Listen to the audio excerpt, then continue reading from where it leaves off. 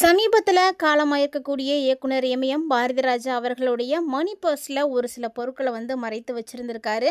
So அந்த பொருட்களை பார்த்த உடனே மனைவி வந்து ரொம்ப எமோஷ்னலாக வந்து கத்தி அழுதுருக்காங்க. ஸோ அந்த ஒரு விஷயத்தை பற்றி தான் நம்ம இந்த பதிவில் பார்க்க போகிறோம். 84 வயதான பாரதிராஜா அவர்கள் திரையுலகில் சாதிக்காத விஷயங்களே கிடையாதுங்க. ஸோ நிறைய சாதனைகளை வந்து செய்தார். இப்போது வயது மூப்பின் காரணமாக அவர் வந்து இறந்திருந்தார். ஸோ அவருடைய இறப்பு பார்த்திங்கன்னா எல்லாருக்குமே ஒரு மிகப்பெரிய பேரிழப்புன்னு தான் சொல்லணும். பாரதிராஜா அவர்களுடைய உடல் பார்த்திங்கன்னா அவருடைய ஆசைப்படி அவருடைய சொந்த மண்ணில் அவருடைய பண்ணை வீட்டில் வந்து நல்லடக்கம் வந்து செய்திருந்தாங்க. ஸோ இப்போ பார்த்தீங்கன்னா அவர் கிட்டத்தட்ட பார்த்தீங்கன்னா இறந்து ஒரு 5-6 நாள் ஆயிடுச்சு. ஜூன் 10ஆம் தேதி அன்றைக்கி அவர் வந்து இறந்துருந்தார். இப்போ அவரோட பயன்படுத்தின பொருட்கள், அவர் நிறைய வச்சுருந்த பொருட்களை எல்லாம் என்ன செய்கிறது அப்படின்ற மாதிரி மனைவியும் மகளும் வந்து யோசிச்சுட்டு இருக்காங்களாம். ஸோ அப்படி அவங்க வச்சுருக்கும் போது தான் ஒரு மணி பர்ஸ் வந்து அவங்களுக்கு வந்து கிடச்சிருக்கு. ஸோ நிறைய பொருட்கள் அவர் வச்சுருந்துருக்காரு. அதில் அந்த மணி பர்ஸ் வந்து மனைவி கையில் வந்து கிடச்சிருக்கு. அந்த மணி பர்ஸை வந்து எப்போதுமே வந்து இவர் கேரி பண்ணியிருப்பாராம். எங்கே போனாலுமே ஒரு மணி பர்ஸ் வந்து பாரதிராஜா சார் கையிலே வச்சுருப்பாராம். அதில் ஏதோ ஒரு வகையில் செலவுக்கு ஆத்திர அவசரத்துக்கு ஆகிற மாதிரி கொஞ்சமாக ஒரு பணமோ, நிறைய பணம் வச்சுக்கல அப்படின்னாலுமே அத்தியாவசிய தேவைகளை பூர்த்தி பண்ணுற மாதிரி ஒரு சில காசு, டெபிட் கார்டு, கிரெடிட் கார்டு இந்த மாதிரி எல்லாமே வந்து வச்சிட்டு இருந்திருக்காரு. எல்லாருமே எதுக்காக வந்து நம்ம மணி பர்ஸ் யூஸ் பண்ணுவோமோ அதே மாதிரி தான் பாரதிராஜா சார் அவர்களும் யூஸ் பண்ணியிருக்காருங்க. ஆனால் எப்போ அவருடைய மகன் மனோஜ் வந்து இறந்தாரோ அப்போலேருந்து பார்த்திங்கன்னா தானும் தன்னுடைய மகனும் சேர்ந்து இருக்கிற மாதிரியான புகைப்படத்தை வந்து அவர் வச்சிட்டு இருந்திருக்காரு. ஸோ பர்ஸை ஓப்பன் பண்ணாலே ஃபஸ்ட்டு வந்து அவருடைய முகத்தில் வந்து தெரிகிற மாதிரி எல்லாருக்கும் பார்க்குற மாதிரி அவரும் அவருடைய மகனும் சேர்ந்து இருக்கிற மாதிரியான ஃபோட்டோஸ் தான் வந்து வச்சுருந்துருக்காரு. ஸோ இது வந்து ரொம்பவே வந்து ஆழமாக உருக்கமாக இருந்திருக்கு. ஏன்னா பாரதிராஜா சாருக்கு பார்த்திங்கன்னா சின்ன வயசுலேருந்தே தன்னுடைய மகளை விட மகனுக்கு தான் வந்து ரொம்ப பாசம் காட்டுவாராம். மகனை தான் ரொம்ப பிடிக்குமா.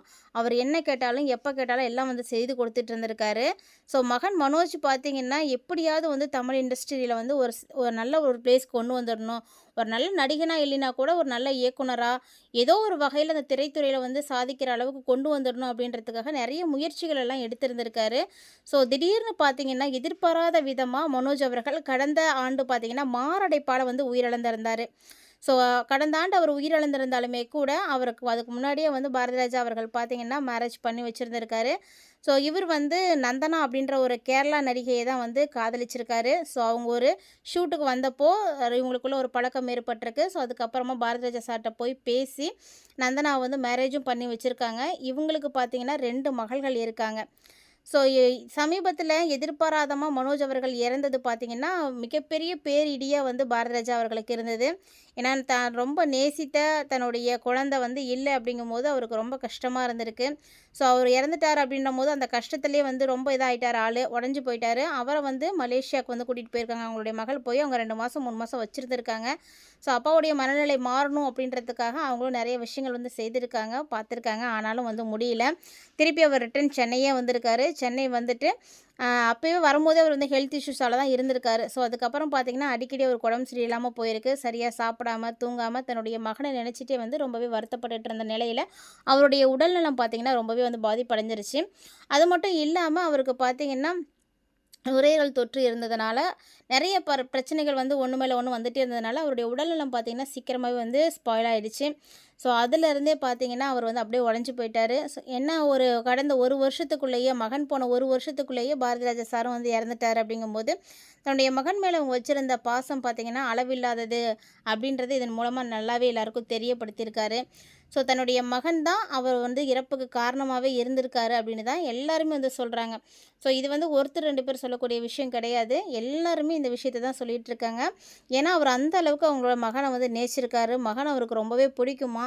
மகனுக்காக நிறைய விஷயங்கள் வந்து செய்யணும் அப்படின்னு துடிச்சிருக்காரு. ஸோ இப்போது வந்து மனோஜ் சார் இருந்திருந்தார் அப்படின்னா பாரதிராஜா சார் நம்மளை விட்டு போயிருக்கவே மாட்டார். அந்த அளவுக்கு ஏன்னா ஒரு சின்ன வயசுலேயே வந்து மனோஜை வந்து இழந்தது அவருக்கு மிகப்பெரிய ஒரு இழப்பாக இருந்திருக்கு. ஸோ நான் இருக்கும்போது எனக்கு செய்ய வேண்டிய கடமைகளெல்லாம் செய்யாமல் போயிட்டாரு. அவனுக்கு நான் செய்கிற மாதிரி ஆயிடுச்சு அப்படின்ற மாதிரி அவர் ரொம்ப ஃபீல் பண்ணி அழுதுருக்காரு. ஸோ மனோஜ் அவர்களுடைய இறப்பில் இருந்து என்னென்ன விஷயங்கள் நடந்தது அப்படின்ற மாதிரிலாம் நிறைய விஷயங்கள் எல்லாம் பார்த்துருப்பீங்க. ஆனால் பாரதிராஜா சாருடைய இழப்பு தான் இப்போ வந்து ஈடு செய்ய முடியாத அளவுக்கு இருக்குது. அவரு பார்த்தீங்கன்னா, இவ்ளோ கஷ்டப்பட்டது எல்லாமே அவருடைய மகனுக்காக மட்டும்தான். இத்தனை கோடி சொத்து வச்சிருந்துமே கூட, தன்னுடைய மகன் இல்லையே அப்படின்ற ஒரு ஏக்கம், கவலை அவர்கிட்ட வந்து இருந்துட்டே இருந்திருக்கு. ஸோ, அதனாலே பார்த்தீங்கன்னா, ஆள் ரொம்ப அப்செட் ஆயிட்டாரு. ஸோ, அவரு வந்து கேரி பண்ணியிருக்கக்கூடிய பொருட்கள்ல இப்போ ரொம்ப வைரலா இருக்கக்கூடியதுன்னா, அவர் வச்சிருந்த அந்த மணி பர்ஸ் தான். ஏன்னா, ஒரு பர்ஸ திறந்த உடனே அவர் பார்க்குற ஒரு விஷயம் அவங்களுடைய பையனா தான் இருக்கணும் அப்படின்ற மாரி, அந்த ஃபோட்டோஸ வச்சிருந்தது எல்லாருக்குமே ஒரு நெகிழ்ச்சிய வந்து குடுத்துருக்கு. இப்போ தான் வந்து பாரதிராஜா சாருடைய மனைவிக்கே வந்து அந்த பர்ஸ்ல என்ன இருக்குன்றதே தெரிஞ்சிருக்கு. மேக்ஸிமம் பார்த்தீங்கன்னா, அவர் யூஸ் பண்ணுற பர்ஸையோ, அவர் யூஸ் பண்ணுற பொருளையோ அவ்வளோக்கா வந்து இவங்கலாம் போய் எதுவும் எடுக்க மாட்டாங்களாம். ஏன்னா, அவர் வந்து ஒரு டைரக்டரு. அவர் வந்து நெறைய விஷயங்கள வந்து செய்வாரு, புடிப்பாரு அப்படின்றதுனால, மனைவி அதிலலாம் வந்து அதிகமா இன்வால்வ்ட் ஆகாம இருந்திருக்காங்க. இப்போ அவர் இறந்ததுக்கு அப்புறமா அவர் வச்சிருக்கக்கூடிய பொருட்களா இருக்கட்டும், அவருடைய ரூமா இருக்கட்டும், அவர் யூஸ் பண்ற பீரோ, ஸோ இந்த மாரி ஒவ்வொரு திங்ஸா அவங்களுக்கு இப்போ எடுத்து பார்க்க பார்க்க எல்லாமே ரொம்ப கண்கலங்க வைக்கிற மாரி இருக்கு. ரொம்ப அதிர்ச்சியாவும் இருக்கு அவங்களுக்கு. ஸோ இந்த அளவுக்கு எல்லாத்து மேலேயும் அக்கறையும் பாசமா இருந்தவரா அப்படின்ற மாரி அவங்களுக்கு வந்து தோணுது. ஏன்னா திரை பிரபலங்கள் அப்படின்னு பார்க்கும் பொழுது பெரும்பாலும் வந்து அதிகமா வந்து குடும்பத்தாரோட நேரம் செலவிட முடியாம தான் போகும். ஸோ எப்போ வராங்க, எப்போ போறாங்க அப்படின்றதே தெரியாது அப்படிங்கும்போது, அவங்க இந்த அளவுக்கு பாசமா இருக்கிறாங்களா? அப்படின்ற மாரி எல்லாத்துக்குமே வந்து ஒரு கேள்வி இருக்கும். ஸோ கண்டிப்பா பாரதிராஜா சாருடைய அன்பையும், அந்த பாசத்தையும் வந்து ஈடு செய்யறதுக்கு ஒண்ணுமே கிடையாது. மகன் மேல வச்சிருந்த பாசத்துக்கு முன்னாடி இந்த 300, 400 கோடி சொத்தெல்லாம் வந்து ஒண்ணுமே இல்ல அப்படின்ற மாரிலாம் வந்து பேசிட்டு இருக்காங்க. அதாவது தமிழ் சினிமாவுக்கு பாரதிராஜா செய்த பங்களிப்பு அப்படின்னு பார்த்தீங்கன்னா ரொம்ப பெருசுங்க. அதாவது இவர் செய்த ஒரு முக்கியமான விஷயமே கிராமத்து மக்களுடைய வாழ்க்கைய இயல்பா ஒரு திரையில வந்து பதிவு செய்தது தான். அதாவது அவருக்கு முன் கிராமம் அப்படின்றது வெறும் பின்னணியே வந்து இருந்திருக்கலாம். ஆனா பாரதிராஜா அத ஒரு கதாபாத்திரமாக மாத்தி கொடுத்தாரு. வயல்லு, மண் சாலைகள், ஊர் திருவிழா, சாதாரண மக்களுடைய கனவு, காதல், துயரம் அப்படின்னு எல்லாத்தையுமே வந்து உயிரோட்டத்தோடு கொண்டு வந்தாரு. அது மட்டும் இல்லாம தமிழ் சினிமாவுக்கு நெறைய திறமையான கலைஞர்கள அறிமுகப்படுத்தின பெருமையும் இவருக்கு தான் வந்து சேருங்க. பல நடிகர்கள், நடிகைகள், இசையமைப்பாளர்கள் மற்றும் தொழில்நுட்ப கலைஞர்களுடைய பயணத்துக்கு அடித்தளம் போட்டவரே வந்து பாரதிராஜா சார் தான். அந்த ஒரு பெருமைக்கு உரியவர் அப்படின்றதுனாலேயே தமிழக அரசுல இப்போ முதலமைச்சரா இருக்கக்கூடிய சிஎம் அவருக்கு வந்து அரசு மரியாதை வந்து செய்யணும் அப்படின்ற மாரிலாம் சொல்லியிருந்தாரு. ஸோ அதே மாரி அவருடைய உடல் பார்த்தீங்கன்னா நல்லடக்கம் வந்து செய்திருக்காங்க. ஸோ தமிழ் சினிமாவுல ஒரு மிகப்பெரிய அளவுல மாற்றம் கொடுத்தவர்.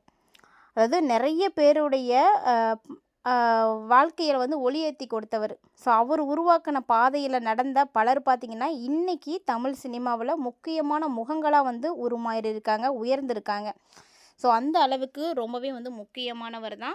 இவர் இறந்திருந்தாலுமே கூட, இவர் பயன்படுத்தின பொருட்கள் இன்னைக்கு எல்லாத்தையுமே வந்து நெகிழ வச்சிட்ருக்கு, உருக வச்சிட்ருக்கு. அந்த ஒவ்வொரு பொருளையும் பார்த்து பார்த்து அவருடைய மனைவி வந்து கத்தி அழறாங்க, கதர்றாங்க. ஸோ அவருடைய மறைவுக்கு அப்புறமா அவர் பயன்படுத்தின ஒவ்வொரு பொருட்களுமே ஒரு சுவாரஸ்யத்தை கொண்டு இருக்குங்க. ஸோ அத பத்தி தான் நம்ம பதிவுல தொடர்ந்து பார்த்துட்ருக்கோம். இன்னும் இது மாரி நெறைய அப்டேட்ஸோட இன்னொரு பதிவுல சந்திக்கலாம்.